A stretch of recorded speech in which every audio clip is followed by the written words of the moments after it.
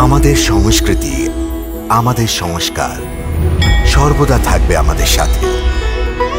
ভারতের মহান গ্রন্থ আর কাব্যের সম্পূর্ণ সংকলন। সাবস্ক্রাইব করুন তিলক। এই পৃথিবী ছেড়ে যাবার আগে আমি যেন আরেকবার আপনার চরণধূলি পাই।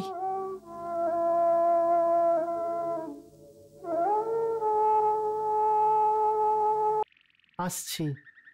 এইভাবেই সমস্ত গোপিনীদেরকেও আবার দেখা করার কথা দিয়ে বৃন্দাবনের পথের মাঝে ছেড়ে দিলেন এবং স্বয়ং অক্রূরের সঙ্গে রথে বসে চলে গেলেন।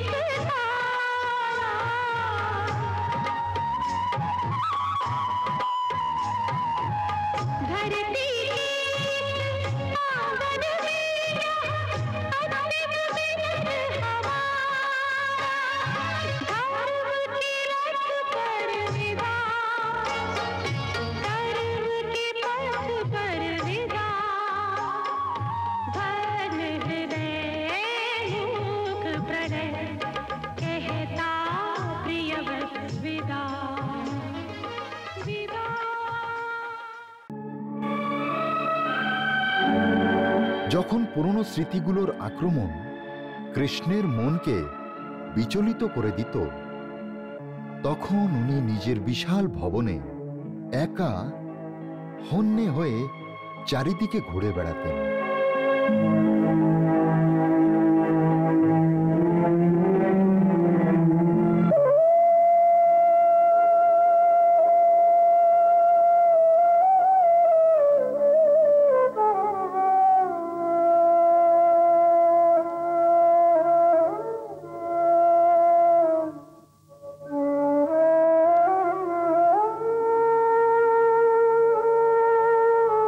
হঠাৎ করে চারিদিক থেকে কিছু পরিচিত আওয়াজ শোনা যেতে লাগলো।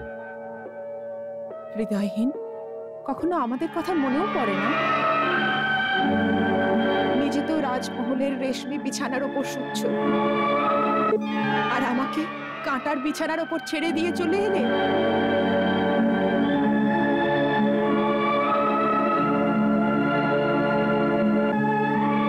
ওখানে জয় জয়কারের মধ্যে তুমি হারিয়ে গেলে, আর আমার হৃদয়ের হাহাকার তুমি কখনো শুনতে পাও না।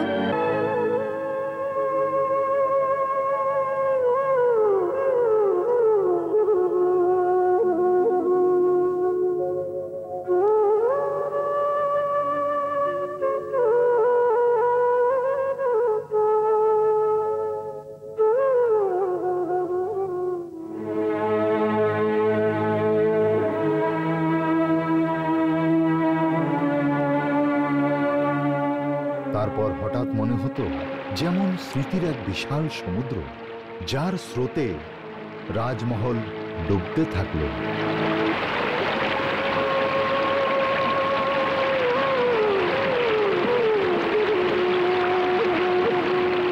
পুরনো স্মৃতির ঢেউ কৃষ্ণকে চারিদিক থেকে এইভাবে ঘিরে ফেলত, যেমন কোনো এক নৌকো ঝড়ের ঢেউয়ের মাঝে এমনভাবে ঘিরে যায় যাতে সেই ঝড়ের থেকে কোনো মতে বেরোবার রাস্তা না খুঁজে পাওয়া যায়।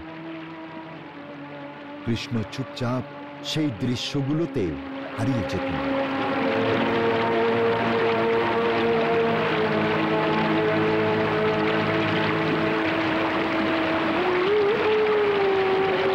সেই ঢেউয়ের মাঝে কত চেনা পরিচিত মুখ ভেসে উঠত।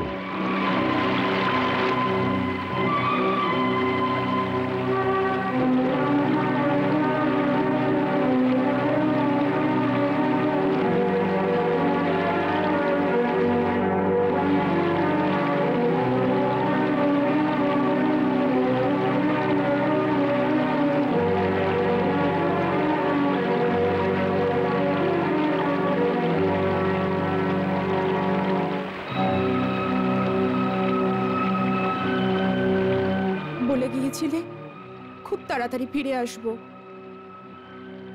নিজের প্রতিজ্ঞা তুমি ভুলে গেলে।